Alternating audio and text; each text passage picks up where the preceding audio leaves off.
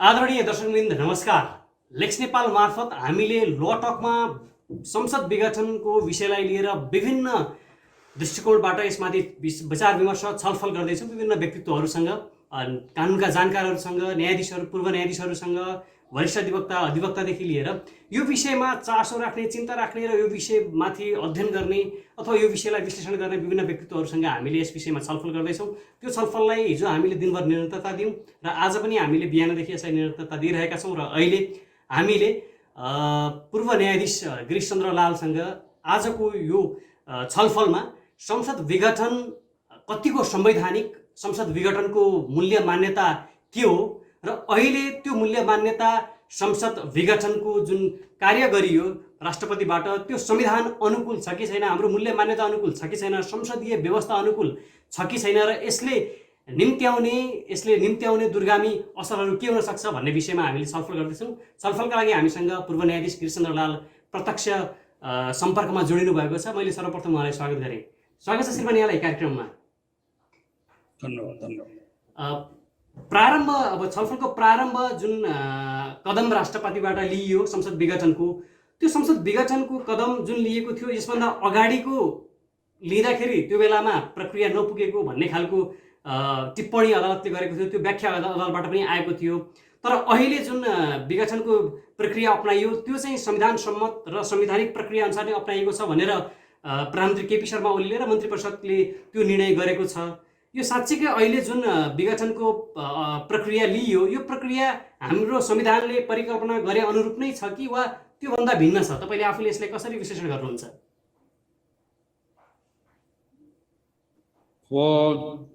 जहाँसम्म मेरो आफ्नो व्यक्तिगत विचार छ, यो सम्बन्धमा अदालतमा चाहिँ रिट निवेदनहरू पढ्न लागेको छ, दर्ता हुन लागेको छ। त्यसकारण अन्तिम निर्णय त अदालतले नै गर्ने हो। त्यो कुरामा म राख्छु, सहमति नै राख्छु म। त्यसमा चाहिँ के छ भने त्यो अर्को धारणा त्यसमा व्यक्त गर्न सकिँदैन। तर कुरा के छ कि म आफ्नो व्यक्तिगत विचारले हेर्दाखेरि यो जुन विघटन भएको छ, यो विघटन जुन भएको छ त्यो बिल्कुलै संविधानको भावना अनुकूल पनि छैन र संविधानले निर्धारित गरेको प्रक्रिया अनुकूल पनि छैन र यो चाहिँ जुन डेमोक्रेटिक प्याटर्नमा, जुन संसदीय व्यवस्थामा जुन प्रकारले यो हुनुपर्ने त्यो कुराहरू पनि यसमा मिलेको छैन भनेर मेरो आफ्नो व्यक्तिगत धारणा छ। जस्तो हाम्रो संसद विघटन प्रतिको मूल्य मान्यता अथवा संवैधानिक अभ्यास, हाम्रो संवैधानिक प्रक्रिया के हुन् र त्यो कुन कुन मूल्य मान्यता अथवा त्यो प्रक्रिया मिलेन यो अहिलेको संसद विघटनमा? बिल्कुलै मिलेको जस्तो देखा परेन। किनभने तपाईँको आखिर यदि हामीले पार्लियामेन्ट्री सिस्टमलाई जब हामी मान्छौँ भने पार्लियामेन्ट्री सिस्टमलाई मान्ने कुरा हुने बित्तिकै कुरा के भयो भने कि पार्लियामेन्टलाई हामीले चाहिँ बहुत महत्त्व दिएर मानेका हुन्छौँ। अब पटक पटक चाहिँ के गर्नु भने पार्लियामेन्टलाई कामै गर्न नदिनु, त्यो संसदलाई काम गर्न नदिनु। संसदलाई चाहिँ यो 6 महिना पनि भएको छैन, तपाईँको पुस 5 गते, त्यसपछि चाहिँ यो अहिले आज कति गते छ भने 9 गते। अब यो जुन छ तपाईँको त्यो हेर्दाखेरि कस्तो छ भने 6 महिनाको भित्रैमा पनि 6 महिना पनि भएन नि पुस। अब यो अहिले तपाईँको ज्येष्ठ महिना मात्रै छ। अब यसमा चाहिँ 2 पटक संसदलाई विघटन गरिदिनु र त्यो पनि संविधानको भावनासँग चाहिँ एक प्रकारको खिलवाड जस्तो चाहिँ भइरहेको जस्तो देखा परिरहेको छ। तो यो कुराहरू चाहिँ यो संसदीय व्यवस्थाको प्रधानमन्त्रीको जिम्मेवारी पूर्ण काम चाहिँ भयो जस्तो मलाई लागेन यो तपाईँको। र यो हतारमा राष्ट्रपतिज्यूबाट पनि जुन यो काम भएको छ र प्रधानमन्त्रीले भने जस्तो उहाँले गर्नु त पर्ने हो उहाँको सिफारिस अनुसार, तर संविधान सम्मत कुराहरू गर्नुपर्ने हो।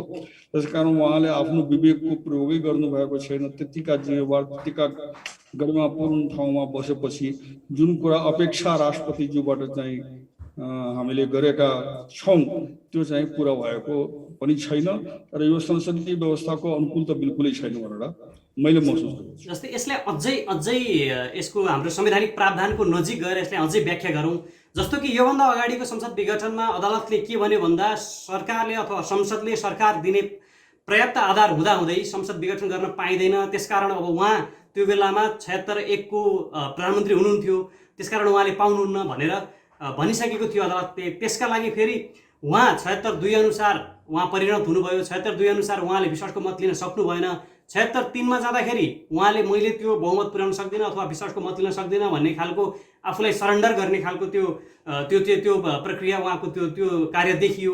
त्यस पछाडि उहाँले 5 बमोजिम एउटा चाहिँ आह्वान गर्नका लागि राष्ट्रपति समक्ष त्यो चाहिँ अब सिफारिस गर्नुभयो र त्यस पछाडि पनि राष्ट्रपतिबाट जुन अब आह्वान गरियो त्यसमा जुन दिएको समय थियो त्यसमा 2 जनाको दाबी पर्यो र त्यो दाबी मिलेको देखिएन भन्ने खालको रिजनिङ राष्ट्रपतिबाट भयो र अन्ततः त्यस पछाडि सरकार बन्ने कुनै आधार नहुँदाखेरि संसद विघटन गरियो भन्ने खालको जुन उहाँबाट पनि प्रतिक्रिया आइरहेको छ र उहाँका पक्षहरूबाट पनि जुन प्रतिक्रिया आइरहेको छ त्यो साँच्चीकै संसदले अहिलेको अवस्थामा सरकार दिन नसकेको अवस्था हो यो र संसद विघटन मात्र एउटा हामीसँग विकल्प थियो?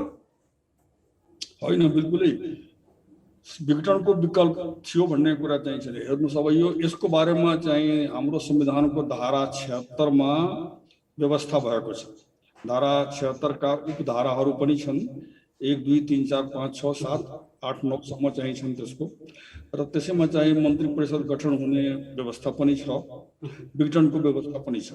अब हामीले चाहिँ सबभन्दा पहिले हेर्नुपर्ने नै धारा 3। त अहिलेको प्रधानमन्त्रीज्यू धारा 76 को 1 अनुसारको पनि प्रधानमन्त्री उहाँलाई भन्न मिल्ने, धारा 76(2) अनुसार पनि प्रधानमन्त्री भएको भन्न मिल्ने, किनभने उहाँ पहिले धारा 76(2) अनुसार नै हुनुभयो। त्यसपछि चाहिँ यो माओवादी केन्द्र र एमाले दुईटै पार्टी मिलेर एउटा पार्टी भएको बेलामा एउटै पार्टीको बहुमत चाहिँ पुग्ने गरी पनि हुनुभयो। त्यसकारण मैले के भन्छु भने धारा 76(2) अनुसार पनि धारा 76(1) अनुसार पनि हुनुभयो उहाँ। र उहाँ अब माओवादी केन्द्र अब सर्वोच्चकै फैसला अनुसार अलग भएपछि तपाईको त्यसपछि चाहिँ पनि उहाँले धारा 76 को उपधारा 3 अनुसारको पनि प्रधानमन्त्री हुनुहुन्छ। अब धारा 76(3) अनुसारको प्रधानमन्त्री भएपछि उहाँ चाहिँ त्यसै धाराको उपधारा 4 अनुसार उहाँ चाहिँ विश्वासको मत लिनुपर्ने थियो।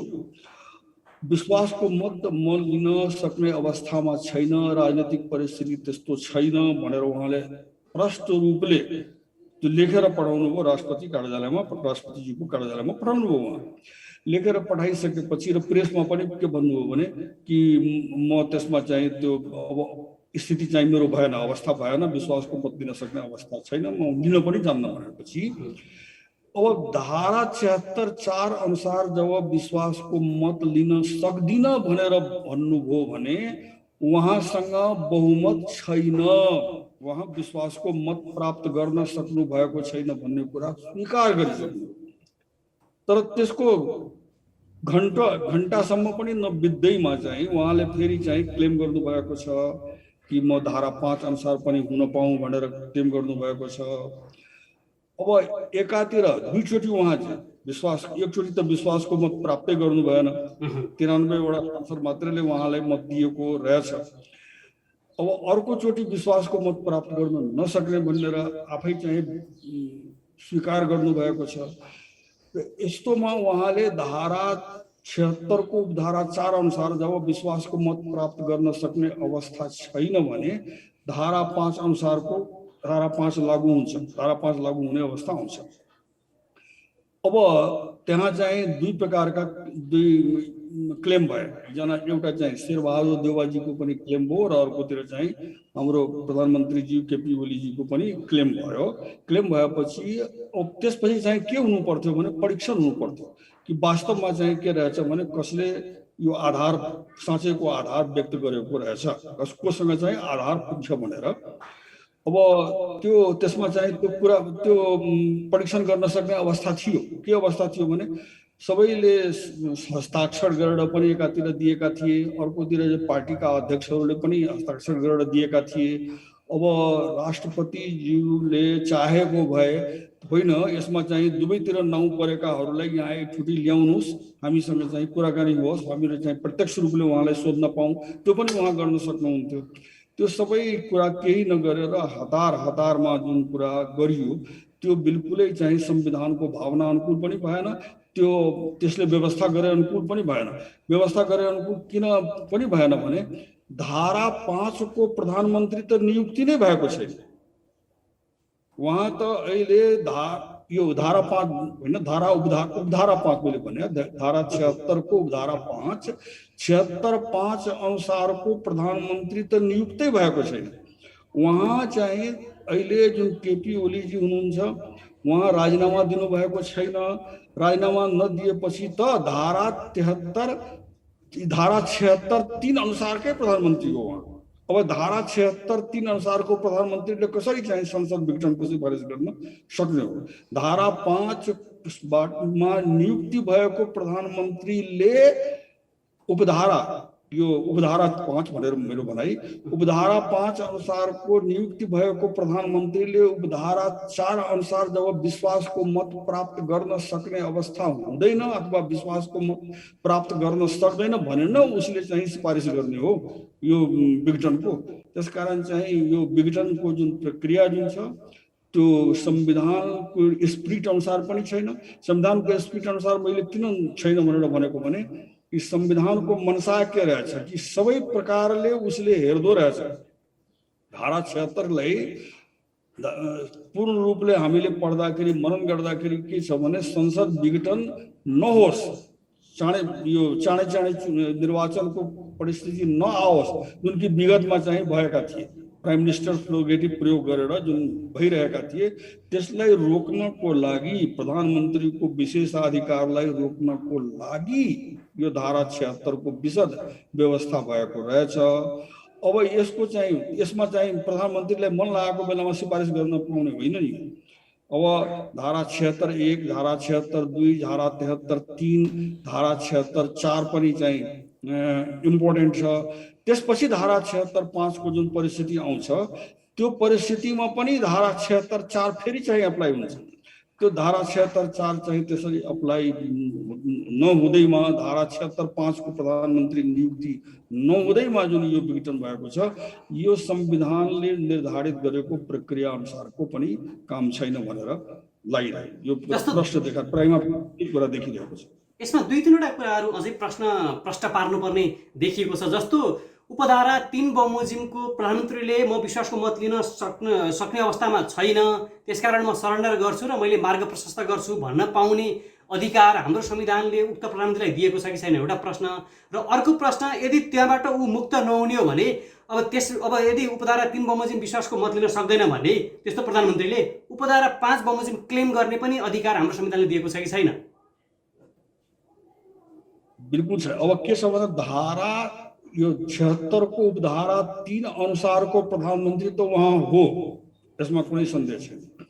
तो उहाँले धारा 76(4) जुन छ त्यसको प्रक्रिया पूरा गरेको भए उहाँ चाहिँ फेरि प्रधानमन्त्रीको रूपमा कन्टिन्यू गर्न सक्नुहुन्थ्यो। अब धारा 76(4) अनुसारको प्रक्रिया उहाँले विश्वासको मत लिनु भएन, दिन चाहनु भएन, दिन सक्ने परिस्थिति भएन भने वहाँ चाहिँ अब यो धारा 76(3) अनुसारको प्रधानमन्त्री रहन सक्ने अवस्था चाहिँ भएन यो स्थिति। जस्तो राजीनामा दिनै पर्छ, राजीनामा दिनै पर्ने हो। धारा 76(5) अनुसारको प्रधानमन्त्री त हुँदै होइन नि। धारा 76(5) अनुसार त उहाँको नियुक्ति नै भएको छैन। धारा 76(3) अनुसारको नियुक्ति कुन अवस्थामा परिपक्व हुन्थ्यो भने धारा 76(4) अनुसारको विश्वासको मत लिएको भए उहाँले विश्वासको मत लिनु नै भएन। उहाँको विश्वासको मतको लागि उहाँले आफूलाई प्रस्तुतै गर्न सक्नु भएन। अब धारा 76(3) अनुसार पनि त उहाँ रहनु भएन नि प्रधानमन्त्री। उहाँले प्रश्न भन्नुभयो कि म यो प्रक्रिया पूरा गर्न सक्दिनँ भनेपछि उहाँ रहनु त भएन। त धारा 76(5) अनुसारको त झन् चाहिँ उहाँ कसरी हुने? धारा 76(5) मा त उहाँको प्रवेशै भएको छ। जसरी चाहिँ दाबी त उहाँले दिनु भएको छ नि, दाबी उहाँले दिनु भएको छ, त्यसलाई के मान्ने? शेरबहादुरजीले पनि गर्नुभएको थियो, उहाँको दाबी पनि खारेज भनेर भनियो। अब यो खारेजीको प्रक्रिया पनि मिलेको छैन भनेर मैले पहिले नै प्रश्न गरिसकेका छु हैन। तर उहाँ शेरबहादुर देउवाजीलाई को को खारेज र वर्तमान प्रधानमन्त्री जुन हुनुहुन्थ्यो उहाँलाई चाहिँ उहाँको दाबी चाहिँ स्वीकृत भनेर पनि त भनेन नि। उहाँको दाबी पनि खारेज भयो। उहाँको दाबी पनि खारेज भइसकेपछि उहाँ 76.5 को प्रधानमन्त्री होइन। उहाँ जब धारा 76.5 को प्रक्रिया नै बाँकी छ अहिले, त्यो पुरै भएको छैन भने उहाँ धारा 76.7 अनुसार कसरी संसदलाई विघटन गर्न सक्नुहुन्छ? त्यसो भए यो संविधानले उपधारा 76 को 5 को प्रधानमन्त्रीलाई मात्र विघटन दिएको छ, अरू कसैलाई पनि विघटनको अधिकार दिएको छैन भन्ने तपाईको भनाइ हो? 76.5 हो। धारा 76.5 सम्मको प्रक्रिया पूरा भएर मात्रै चाहिँ अगाडि बढ्न सक्ने स्थिति चाहिँ हुन्छ। तर उपधारा 5 अनुसारको धारा अनुसार सरकार दिन सक्दैन अथवा त्यो मागदाबी अनुसार सरकार बन्न सक्दैन भने यहाँभन्दा अगाडिको त्यो भनेको उपधारा 3 बमोजिमको प्रधानमन्त्रीले विघटन गर्न पाउँछ पाउँदैन? क्लेम गरिरहेछ नि त दुईटा पक्षले। एकातिर त ओली केपी ओली जुन प्रधानमन्त्री हुनुहुन्छ उहाँले पहिले नै डिनाइ गर्नु सक्नु भएछ म बहुमत प्राप्त गर्न सक्दिनँ, तापनि उहाँले पनि क्लेम गर्नुभयो। अब लो उहाँको क्लेमलाई पनि मान्ने हो भने अर्को क्लेम गर्ने पनि त छ नि त। त्यहाँ विपक्षी दलको नेता शेरबहादुर देउवाजी हुनुहुन्छ, त शेरबहादुर देउवाजीले क्लेम गरे। अब त्यो क्लेम गरेका मध्ये दुईटैको दाबी नपुग्ने भयो। दुईटैको दाबी नपुग्ने भएपछि धारा 76.5 त सक्रिय नै भएन नि। अब धारा 76.3 का प्रधानमन्त्रीले त संसद विघटन गर्न पाउने होइन। यो त धारा 76.5 को त प्रक्रियालाई त पुरा गर्नुपर्ने हो नि त।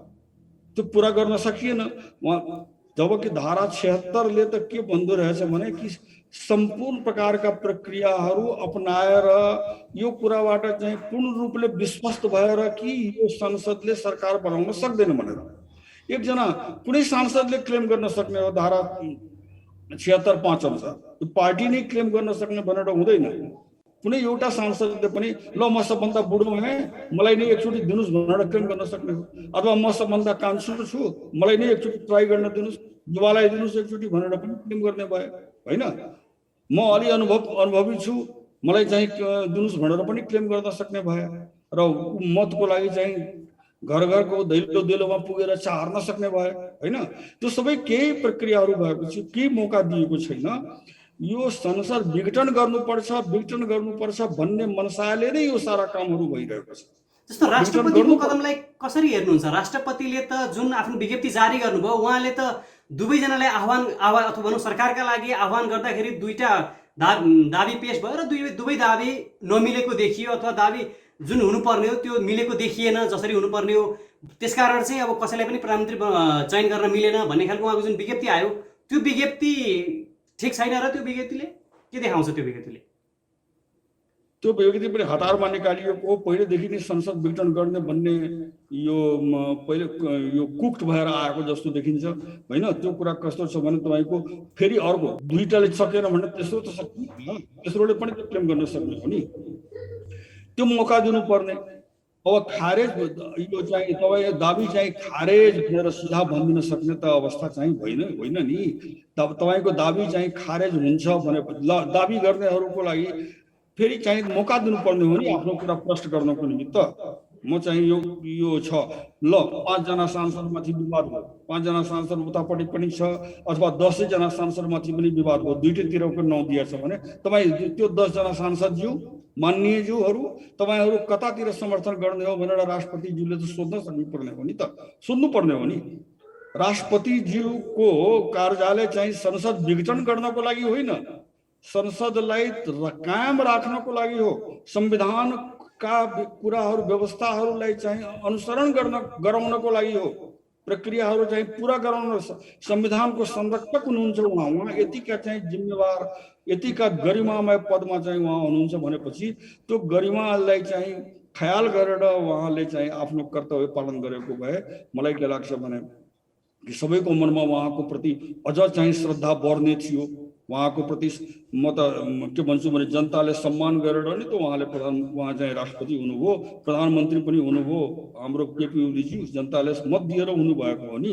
त्यो जनताको मतको सम्मान गर्नुपर्ने, जनताको भावनाको सम्मान गर्नुपर्ने, अनि उहाँहरूको सम्मानमा वृद्धि हुन्छ, गरिमा वृद्धि हुन्छ, पदको गरिमा पनि वृद्धि हुन्छ।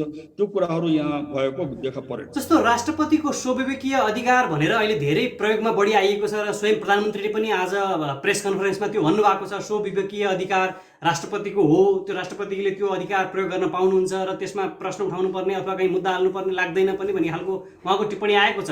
स्वविवेकीय अधिकारमा राष्ट्रपतिलाई लाग्यो कि अब यो कुनै पनि अहिले संसदले सरकार दिन सकेन भन्ने राष्ट्रपतिलाई लाग्यो र यसको निकास अब विघटन गरेर नयाँ चुनावमा जाँदाखेरि हुन्छ भन्ने लाग्यो भने त्यसलाई स्वविवेकीय अधिकार मान्ने कि नमान्ने? अब यसलाई चाहिँ भन्नु पर्दाखेरि मैले यसरी भन्छु, यो राष्ट्रपतिलाई हाम्रो संविधानले स्वविवेकीय अधिकार प्रयोग गर्ने लिमिटेसन चाहिँ यो अनलिमिटेड छैन। यो सबै कुरा चाहिँ धारा 66 मलाई जस्तो लाग्छ राष्ट्रपतिको कर्तव्य र अधिकारमा छ। त्यो धारा 66 मा उहाँले संविधान बमोजिम उहाँले चाहिँ काम गर्नुपर्ने हुन्छ। संविधान बमोजिम सिफारिस भएर आएका कुरा अनुसार उहाँले गर्नुपर्ने हुन्छ। संविधान बमोजिम त्यो सिफारिस छैन भनेर राष्ट्रपति फलो गर्नुपर्ने आवश्यकता छैन। राष्ट्रपतिको स्वतन्त्रता पनि त्यहाँ हो विवेक प्रयोग गर्ने कि यो संविधान बमोजिमको सिफारिस हो कि होइन, त्यो कुरा विवेक चाहिँ त्यहाँ प्रयोग गर्नुपर्ने हो। तर अरू कुरामा म स्वविवेकीय अधिकार त बिल्कुल त्यतिका चाहिँ लिमिटेड छ, बहुत लिमिटेड छ। स्वविवेकीय अधिकार संविधानको संरक्षण गर्नको लागि छ, प्रयोग गर्न सक्ने हुन्छ होला। त्यो यो तपाईँको अब जिम्मेदार पदमा बसेकाहरूलाई आफ्नो जिम्मेवारी पालन गराउनको लागि चाहिँ सचेत गर्नको लागि चाहिँ होला। तर स्वेच्छाचारी रूपले स्वविवेकीय भनेर स्वेच्छाचारी अधिकार त कसैले पनि प्रयोग गर्न पाउँदैन नि। जब त्यो संवैधानिक एन्टिटी छ, संविधान बमोजिमको पदमा छ भने कुनै पनि पदाधिकारी चाहिँ स्वेच्छाचारी रूपले काम गर्न पाउँदैन। जुन देशमा संविधान छ त्यसले चाहिँ संविधान अनुसार नै गर्नुपर्छ। संविधानमै हुन्छ सोभरेन्टी, यो अरू ठाउँमा कहीँ पनि सोभरेन्टी हुँदैन। संवैधानिक कन्ट्रीमा जुन जहाँ कन्स्टिट्युसनल स्टेटमा कन्स्टिट्युसन सर्वोपरि हो नि। कसैले भन्छ कि होइन मलाई सबै अधिकार छ, पुलिसले भोलि गएर क्लेम गर्छ अदालतको अधिकार मलाई नै छ, अनि चाहिँ प्रधानमन्त्रीज्यूले भन्नुहुन्छ अदालतको अधिकार मलाई नै छ। त्यो कसरी हुन्छ? त्यो सम्भवै छैन। अब के छ भने अदालतले भन्छ होइन एक्जिक्युटिभको अधिकार मलाई छ, यो पनि हुँदैन सम्भव नि। त्यसकारण मैले के भने कि यो स्वविवेकीय अधिकारको कुरा यो यस्ता शब्दहरूको प्रयोग गर्दाखेरि चाहिँ बडो विचार गरेर प्रयोग गर्नुपर्छ। स्वविवेकीय अधिकार भनेर संविधानको धारा 66 मा लेखेको छैन। स्वविवेक त हो नि, हामी आफ्नो घरमा चाहिँ आफ्नो विवेक अनुसार प्रयोग गर्छौँ। मन लाग्यो भने 11 बजे खाना खान्छौँ, मन लाग्यो भने 2 बजे खाना खान्छौँ, यो हाम्रो आफ्नो कुरा हो, स्वविवेकीय कुरा हो। तर चाहिँ अब यो घर होइन नि, यो त चाहिँ स्टेट हो नि। स्टेटमा तपाईँको के छ भने संविधान अनुसार चल्नुपर्ने, संविधानका स्पिरिट अनुसार चल्नुपर्ने, संसदीय परम्परा अनुसार चल्नुपर्ने, यो सारा कुराहरूलाई ख्याल गर्दाखेरि यो हाम्रो यो प्रधानमन्त्रीज्यूको र राष्ट्रपतिज्यूको जुन छ, जुन जिम्मेवारी पूर्वक चाहिँ आफ्नो अधिकारको प्रयोग हुनु पर्थ्यो, उहाँको पदीय गरिमा अनुसारको जुन हुनु पर्थ्यो, त्यो चाहिँ हामी जस्तो मान्छेले चाहिँ देखा परेन। अब यो विषय अदालतमा प्रवेश गराइदिएछ। अब त्यो सम्भवतः विपक्षी गठबन्धनबाट पनि त्यो भोलि मुद्दा दर्ता गराउने तयारी भइरहेको छ र केही रिटहरू पनि यसमा जाला। तर यो अहिलेको विषयमा अधिकांश जानकारहरूले के भन्छन् भन्दा अहिले संवैधानिक प्रक्रियाहरू पुरा गरेर आएको छ, त्यही भएर अहिलेको विषय भनेको कानुनी भन्दा पनि बढी यो राजनीतिक विषय छ। राजनीतिक बढी व्याख्या गर्नुपर्ने अवस्था छ यसमा। अहिले राजनीति बढी जोडिएको छ, किन भन्दाखेरि त्यो मागदाबी माग्ने बेलामा नै अब दुईटा सदस्यको जुन त्यहाँ माग पेश भयो, प्रधानमन्त्रीका लागि जुन दाबी पेश भयो, त्यसमा पनि दलहरूको संसदीय दलको नेताको चाहिँ अनुशासन नमानेको अवस्था छ। त्यो हुँदाखेरि यो बढी राजनीतिसँग जोडिएको विषय छ, कानुनी कम छ भन्ने खालको प्रतिक्रिया पनि आइरहेको छ। अब यो अवस्थामा अदालतले यहाँ अहिले निरूपण गर्नुपर्ने, अहिले तपाईँ आफैले के देख्नुहुन्छ, कुन कानुनी विषयहरूलाई अहिले अदालतले निरूपण गर्नुपर्ने देखियो त्यसो भए अहिलेको अवस्थामा? यो राजनीति भन्दाखेरि राजनीति सबै ठाउँमा हुन्छ, राजनीति नहुने होइन। राजनीति होस् भनेर हामी पनि चाहन्छौँ राजनीति होस्, तर राजनीति त जनताको भलोको निमित्त नहोस्। राजनीति देशको भलोको निमित्त नहोस्। राजनीति चाहिँ विकास गर्नको लागि नहोस्, होइन। अब त्यो राजनीतिको प्रयोग संविधानले जुन कुरा व्यवस्था गरेको छ त्यो व्यवस्था बाहेक चाहिँ यो सब राजनीतिक कुरा हो। राजनीतिक मान्छेले जे पनि मन लाग्यो त्यो गर्न पाउने त होइन नि तपाईँको। राजनीतिक मान्छेले त झन् विचार गरेर गर्न पाउने। राजनीति भनेको के हो? राजनीति भनेको त राज्य सञ्चालनको निमित्त न राजनीति हो। अब जुन ठाउँमा जसरी संविधानले व्यवस्था गरेको छ त्यो व्यवस्था अनुसार हो। फेरि चाहिँ तपाईको राष्ट्रपतिको पद जुन छ नि त्यो राजनीतिभन्दा माथिको पद हो। न्यायाधीशको पद जुन छ नि त्यो राजनीतिभन्दा माथिको पद। त्यो राजनीतिसँग मतलब छैन, त्यसको मतलब निष्पक्षतासँग हुन्छ, त्यसको मतलब चाहिँ कानुनसँग हुन्छ, त्यसको मतलब चाहिँ संविधानसँग हुन्छ, त्यसको मतलब चाहिँ प्रमाणसँग हुन्छ। यो सब कुराहरूसँग तपाईको चाहिँ त्यसको मतलब हुन्छ। यो राजनीतिबाट फलाना पार्टीको न्यायाधीश भनेको फलाना पार्टीको त हुँदैन नि, त्यस कुनै पार्टीको हुँदैन। न्यायाधीश भनेको न्यायाधीश हो। उसले चाहिँ म फलाना पार्टीको नेतालाई खुसी पार्नको निमित्त त काम गर्न भएन। त्यस्तै चाहिँ राष्ट्रपति भइसकेपछि पुरानो उहाँको क्यारियर चाहिँ कुनै पार्टीसँग सम्बद्ध भएको होला।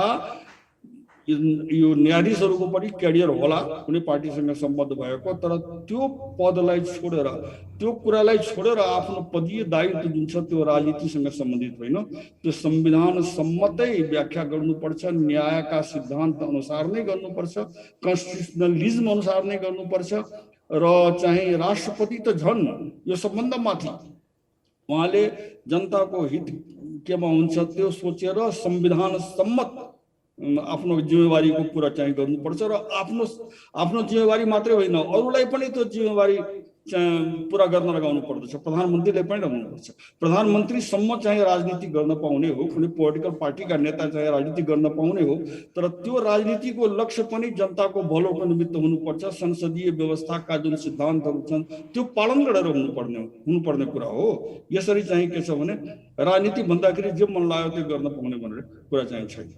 हुन त अघि तपाईँले पनि अब यो सेपरेसन अफ पावरको कुरा अलिअलि जोड्नु भएको थियो र अहिलेको अवस्था परिदृश्य के छ भन्दाखेरि सरकारका कुनै पनि काम कारबाहीहरू अथवा सरकारमा कुनै पनि अप्ठ्यारोपना आयो, राजनीतिक दलमा अप्ठ्यारोपना आयो भने ती सबै कुराहरूको गाँठो फुकाउने फेरि एउटा अदालतका रूपमा सबैले अन्तिम ढोका अदालतमा पुर्याइदिने अहिले चाहिँ यो खालको बढी त्यो देखा परेको छ। यहाँभन्दा अगाडिका हामीले पनि प्रक्रियाहरू हेर्ने हो, विभिन्न इस्युजहरूमा हेर्ने हो भने त्यो खालको देखिएको छ अहिलेको अवस्थामा। र के पनि आरोप लाग्ने गरेको छ भने अहिले कार्यपालिकाको कहीँ न कहीँ प्रभाव, कहीँ न कहीँ त्यसको चाहिँ इन्ट्रेस्ट न्यायपालिकामा देखिएको छ भन्ने खालको पनि आइरहेको छ। यो अवस्थामा न्यायालयमा जुन खालको उसको आफ्नो एउटा त उसको आफ्नो रेगुलर अर्डिनरी जुन जुरिडिक्सन छ त्यसले काम आफ्नो गर्नुपर्ने छ मुद्दा मामिलाको सँगसँगै सबै यो जति पनि राजनीतिक अहिले पछिल्लो चरणमा राजनीतिक जुन गाँठो छ त्यो पनि अदालतमै फुकाउनु पर्ने अवस्था छ। यो अवस्थाले अनि त्यो अदालतलाई पनि के आरोप लाग्दै आएको छ भन्दा यो कहीँ कार्यपालिकाबाट कति परिचालित हुने हो कि जसका कारण स्वयं न्यायालयमा प्रति जनताको विश्वास घट्दै गएको छ अहिलेको अवस्थामा। यो अवस्थामा यसले के सङ्केत गर्छ? किन भन्दाखेरि हरेक मुद्दाहरू अहिले अदालतमा जाने र अदालतले नै त्यसलाई छिनोफानो गरिदिनु पर्ने र अदालत पनि स्वतन्त्र नभएको खालको चाहिँ त्यो खालको वातावरण निर्माण हुने, यसले चाहिँ के सङ्केत गर्छ? संसदीय व्यवस्थामा तपाईँको यो अदालत अब तपाईँले सेपरेसन अफ पावरका कुरा चाहिँ आफै गर्नुभयो, चेक एन्ड ब्यालेन्सका कुरा पनि तपाईँको दिमागमा होला भन्ने कुरा चाहिँ छ आफ्नो ठाउँमा। तर मेरो भनाइ के रहेछ भने अदालत राजनीति गर्नको लागि होइन, अदालत कसैको दबावमा परेर फैसला गर्नको लागि होइन, अदालतले सारा कुराहरूलाई निष्पक्षतापूर्वक नै गर्नुपर्दछ। अदालतले न्यायिक सिद्धान्त अनुसार नै आफ्नो काम कारवाही गर्नुपर्दछ। यी सब कुराहरू चाहिँ सर्वमान्य कुराहरू हुन्। यसलाई चाहिँ मैले मान्ने छु अथवा तपाईँले मान्नुहुन्न भन्ने कुरा चाहिँ छैन। यो कुराहरूलाई मानेर नै अदालत हिँड्नु पर्दछ।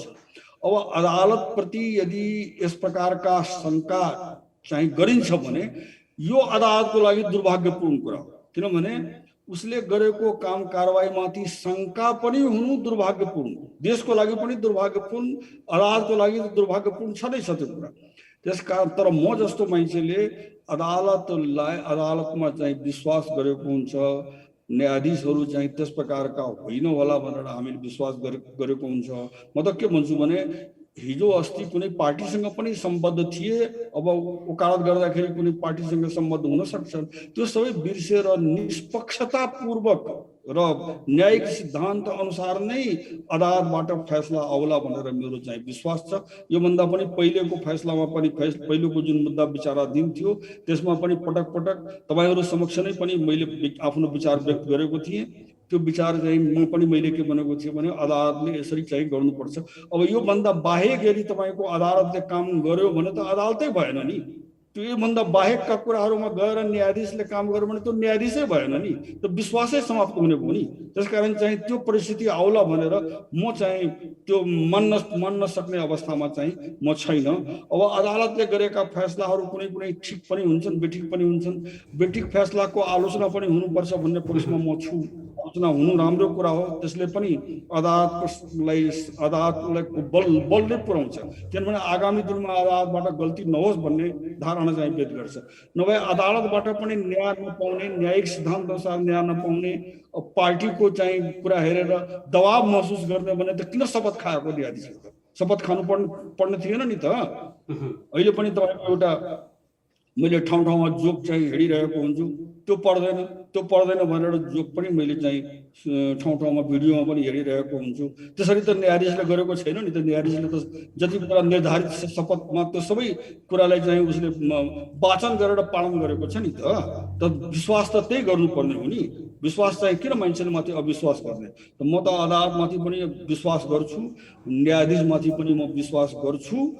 अब अन्यथा परिणाम आउला भनेर न भन्न सक्ने हो। यहाँ त पहिलेको जुन यो फागुन 11 गते जुन फैसला भयो, यो 2077 सालको पुस गतेको संसद विघटनको सम्बन्धमा, त्यसमा पनि त यसरी चाहिँ विश्वास र अविश्वासका कुराहरू त आइरहेका थिए नि त। तर सर्वसम्मतले संवैधानिक बेन्चबाट फैसला भएको छ र त्यो फैसला पनि राम्रो छ, स्वागत योग्य छ भनेर सबैले भनिरहेछ। अब त्यसपछिका केही फैसलाहरू अलिकति चाहिँ आलोचना प्रत्यालोचनाका विषय पनि छ। त आलोचना होस् भनेर म त के चाहन्छु भने आलोचना होस्, यो सकारात्मक रूपले आलोचना त हुनुपर्छ नि, समालोचना हुनुपर्छ नि भनेर। अब हामी कार्यक्रमको अन्त्यतिर पनि आइसकेका छौँ, लगभग धेरै समय भइसकेको छ। अब कार्यक्रमलाई बिट पार्नुभन्दा पहिला अन्तिम प्रश्न मैले तपाईँले सोध्न चाहेँ। जस्तो कि तपाईँले अघि भन्नुभएको थियो कि प्रक्रियागत रूपमा त्यो सबै कुराहरू पुरा नगरेर संसद विघटन गरिएको छ, प्रक्रिया नै पुगेको छैन, संसद विघटनको प्रक्रियासम्मै हामी गएका छैनौँ, त्यो अवस्थामा हामी पुगेका छैनौँ भन्ने खालको जुन तपाईँले गर्नुभयो। यो जस्तो राजनीतिक नेताहरूले अथवा राजनीतिक जब एउटा सही दिशा प्रदान गर्दैन, राजनीतिमा एउटा निकास निस्किँदैन र यसको अन्तिम विकल्प निकास निस्किने बाटो हामीले कहिलेकाहीँ त्यो संविधान सम्मत नहुँदा हुँदै पनि राजनीतिक रूपमा भयो भने जबसम्म यो संविधानलाई राजनीतिक कर्मीहरूले मान्ने हो तबसम्म यो संविधान हो, होइन भने त संविधान पनि सँगसँगै राजनीतिक उसमा यात्रामा अघि बढ्नुपर्छ भन्ने खालका जुन टिप्पणी आइरहेका छन् अहिले पछिल्लो चरणमा, कि हामीसँग निकास अरू छँदै थिएन, यो राजनीतिलाई निकास दिनका लागि यो मात्र एउटा विकल्प थियो। त्यसकारण संविधानको त्यो टेक्निकल व्याख्या अथवा त्यो एउटा संविधानका खाली धारालाई मात्र, सारभूत धारालाई मात्र हेरेर हुँदैन, यसको चाहिँ हामीले मकसद हेर्नुपर्छ। त्यो भनेको हामीलाई निकास चाहिएको र निकास जसले दिन्छ तब न संविधान जीवित रहन्छ भन्ने खालको जुन प्रक्रिया आइरहेको छ, यसमाथि चाहिँ तपाईँको अन्तिममा टिप्पणी के हो? यो हेर्नुहोस्, अहिलेको जुन इस्यु छ, अहिलेको जुन प्रश्न छ, त्यो प्रश्नको सन्दर्भमा यो संविधानमा बहुत राम्रो व्यवस्था छ। यो संविधानका केही व्यवस्थाहरू राम्रा छन्, त्यो कुरालाई राम्रै भन्नुपर्छ। केही व्यवस्थाहरू जुन छ त्यसमा चाहिँ सबैको बुझाइ छैन भने संशोधन पनि हुनुपर्छ। किनभने संविधान त जीवन्त कुरा हो नि। संविधानमा संशोधन भएन भने त जमाना अनुसार कसरी चल्छ? त्यसले चाहिँ सबै संशोधन नहुनुपर्ने भनेर मेरो भनाइ छैन। तर यो जुन धारा 76 छ, यो बडो सोचेर सम्झेर चाहिँ त्यहाँ चाहिँ बनाइएको हो। किनभने अनावश्यक रूपले संसद विघटन नहोस् भन्ने भावनाले हो र सकभर चाहिँ त्यही संसदबाट सरकार बनोस्, एउटा सरकार नचलेपछि अर्को सरकार बनोस् भन्ने भावनाले यो धारा 76 को व्यवस्था गरिएको हो। अब यसमा चाहिँ यो भावनाको कुराहरू छ। भावना त यसमा चाहिँ हेर्ने हो भने त संसदीय व्यवस्थाका परम्पराहरू हेर्नुपर्ने हुन्छ। हामीले यो सिद्धान्तहरू हेर्नुपर्छ, पार्लियामेन्ट्री डेमोक्रेसीका सिद्धान्तहरू हेर्नुपर्ने हुन्छ। यो सबै दृष्टिकोणले अहिले यो संसद विघटन गर्नुपर्ने अवस्था चाहिँ थिएन। म चाहिँ त्यो कुरा व्यक्तिगत रूपले यो कुरालाई मान्छु म। र हाम्रो न्यायपालिकामाथि मेरो त कम्तीमा विश्वास छ। अब म त न्यायपालिकासँग सम्बद्ध भएको मान्छेले त विश्वास गर्नै पर्ने हुन्छ। मेरो बाध्यता पनि हो, विश्वासै मात्रै होइन, मेरो बाध्यता पनि हो कि म त आफ्नो संस्थाको त गरिमा त बचाउन चाहन्छु नि, म त आफ्नो संस्थाको गरिमा त राख्न चाहन्छु नि। त्यसकारण चाहिँ अब यसमा नियुक्तिहरूको बेलामा विचार गर्नुपर्ने, जुन नियुक्ति गर्ने, म त त्यसमा नियुक्ति भएर आएका न्यायाधीशहरूको पनि म दोष दिँदैन। म त के भन्छु भने नियुक्ति गर्नेले किन त्यस्ता न्यायाधीशलाई तपाईको चाहिँ शङ्कास्पद न्यायाधीशलाई नियुक्ति गरे, जो निष्पक्षता मेन्टेन गर्न सक्दैन, जो न्यायिक सिद्धान्तलाई पालन गर्न सक्दैन, त्यो दोषी हो नि। त्यसकारण चाहिँ के छ भने त्यहाँ दोष छ तपाईको। म जहिले पनि के भनिरहेको छु भने न्याय परिषदका जुन नोमिनीहरू छन् त्यो राजनीतिक रूपले नियुक्ति भएर कुनै पार्टीको भलो गर्ने, कुनै पार्टीको आज्ञा पालन गर्ने भन्ने दृष्टिकोणले नियुक्ति हुन्छ भने हामी त्यसको चाहिँ परिणाम जुन छ तपाईको त्यो न्यायपालिकामा हामीले हेर्नुपर्ने हुन्छ। त्यो परिणाम हो भन्छ नि तपाईको रोपे पेड़ बबुड के तो आप कहाँ से हो भनेर भन्छ नि तपाईको। अब यहाँ त्यो त नियुक्ति गर्दै बेलामा विचार गर्नुपर्ने हो। त्यसैकारण यो न्यायपालिकाको दोष भन्दा पनि यो यसमा केही दोष जुन छ त्यो राजनीति गर्नेहरूको कारणले यो दोष परेको छ, त्यो विचार गर्नुपर्ने हो। त्यसको यो न्याय परिषदको नियुक्तिको सन्दर्भमा विचार संशोधन गर्नुपर्छ त्यो संविधानमा। त्यसरी चाहिँ त्यसले चाहिँ राम्रो परिणाम दिइरहेको छैन भने त्यसको संशोधन गरौँ। धारा 76 मा म दोष देख्दिनँ म, र धारा 76 को यो दुवैचोटि यो पुष 5 गते र मलाई लाग्छ कि यो 7 गतेको राति होला हैन। यो 7 गतेको राति, यो जेठ 7 गतेको राति यो दुरुपयोग भएको छ, यसको सदुपयोग भएको छैन। यसको चाहिँ अपव्याख्या गर्ने प्रयास भएको छ, यसको चाहिँ राम्रो व्याख्या गर्ने प्रयास चाहिँ भइरहेको छैन। र जिम्मेवार पदमा बसेकाहरूले यसको संरक्षण गर्नुपर्दथ्यो, संविधानको संरक्षण गर्नुपर्दछ। उहाँहरूले जनताले चुनेर पठाएको प्रतिनिधि, उहाँ आफै पनि प्रधानमन्त्री जो आफै पनि जनताको मतबाट प्रधानमन्त्री भएको, म त जहिले पनि उहाँकै पक्षमा कुरा गरिरहेको हुन्छु कि उहाँ जनताबाट निर्वाचित प्रधानमन्त्री हो। अब तापनि चाहिँ अब उहाँले चाहिँ यस प्रकारको काम गर्नुहुन्छ भने मैले मेरो आशा चाहिँ थिएन, मेरो विश्वास चाहिँ के छ भने उहाँ अहिले पनि सच्याउनुहुन्छ, आफूलाई आफू सच्याउनुहुन्छ र आफ्नो काम, आफ्नो कर्तव्यलाई जिम्मेवारीपूर्वक निर्वाह गर्नुहुन्छ भन्ने मेरो विश्वास छ। हस्, धेरै धेरै धन्यवाद श्रीमान यहाँको यो महत्त्वपूर्ण समय र महत्त्वपूर्ण विचारका लागि। तपाईँले अघि उठाउनु भएको थियो न्यायपालिकाको सक्षमता, न्यायपालिकाको इन्डिपेन्डेन्सको बारेमा पनि कुरा उठाउनु भएको थियो। त्यसमा हामी फर्दर हामी अरू कुनै एपिसोडमा पनि छलफल गरेनछौँ, किनभने त्यो आफैमा पनि एउटा भेग विषय छ, त्यसमा छलफल गरिनुपर्ने विषय छ। तर अहिले अब यो संसद विघटन सम्बन्धी भएको कारणले गर्दा हामी यसैमा केन्द्रित रह्यौँ। यसका लागि तपाईँले जुन समय हामीले प्रदान गर्नुभयो यहाँलाई धेरै धेरै धन्यवाद। तपाईँलाई पनि बहुत बहुत धन्यवाद। उहाँ हुनुहुन्थ्यो पूर्व न्यायाधीश गिरिशचन्द्र लाल। उहाँसँग हामीले संसद विघटन पछाडि त्यो संसद विघटन कतिको संविधान सम्मत थियो थिएन र यसले ल्याउन सक्ने असरहरू र यो संसद विघटनलाई अब सच्याउनु पर्ने आधारहरू के हुन सक्छन् भन्ने विषयमा हामीले छलफल गऱ्यौँ। आजको यो छलफल यति नै। हामीले निरन्तर रूपमा यो संसद विघटन पछाडि उब्जिएका प्रश्नहरूको बारेमा हामीले सम्बन्धित विज्ञसँग छलफल गरेर तपाईँलाई जानकारी प्रदान गर्दै आएका छौँ र हामी निरन्तर गर्दै जानेछौँ। अहिलेका लागि कार्यक्रमबाट बिदा माग्छौँ। नमस्कार।